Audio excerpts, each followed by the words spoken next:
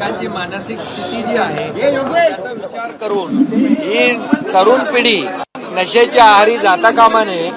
हे भारताचं भविष्य आहे, त्यामुळे त्यांचं जीवन उद्ध्वस्त होऊ नये म्हणून आम्ही ड्रगवर, विकणाऱ्यांवर, ठेवणाऱ्यांवर, अगदी सप्लायर पासून पेडलर पर्यंत सगळ्यांवर कठोर कारवाई करणार, त्यांना जेलमध्ये टाकणार, त्यांना जामीन मिळणार नाही अशा प्रकारचा कठोर कायद्याने त्यांना आतमध्ये घालणार.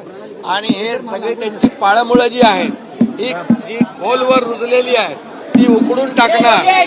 आणि त्यांचे अड्डे त्यांचे जे ड्रगचे अड्डे आहेत हे ड्रगचे अड्डे देखील बुलडोजर, तुम्हाला म्हणताय ना, बुलडोजर, जेसीबी, पोकलेन यांनी उकडून टाकणार.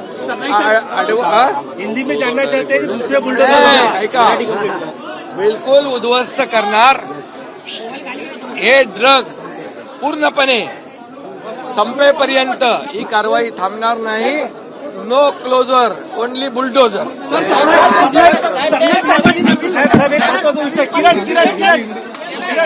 किरण एक मिनट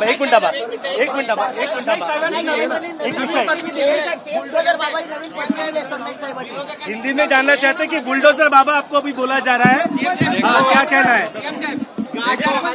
देखो, मैं एक सीधा साधा काम करने वाला कार्यकर्ता हूँ, इस राज्य का सेवक हूँ और इस राज्य में जहाँ जहाँ ड्रग बिकता है, जहाँ जहाँ ड्रग के अड्डे हैं, उसको उखाड़ कर फेंकने का काम हमारी सरकार करेगी.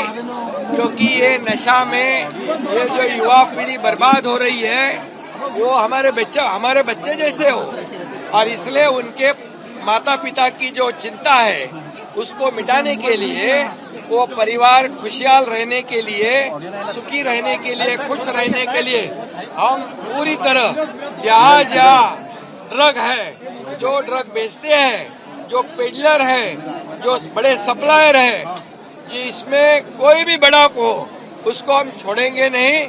बिल्कुल उसको उखाड़ के फेंकेंगे, उसको जेल के सलाखों के पीछे डाल देंगे. और ये जो नई पीढ़ी जो हमारी है उसे बर्बाद होने से हम रोकेंगे. ये देश की नई देश का भवितव्य है और इसलिए किसी को भी बख्शा नहीं जाएगा.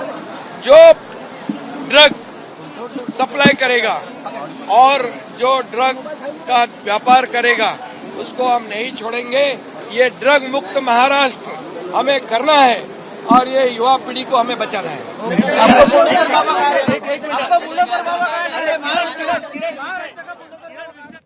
तर विधिमंडळाच्या सभागृहात पुण्यातील वाढती गुन्हेगारी, नशेखोरी, पोर्शे कार अपघात प्रकरण या सगळ्या संदर्भात सत्ताधारी आणि विरोधकांमध्ये सविस्तर चर्चा झाली.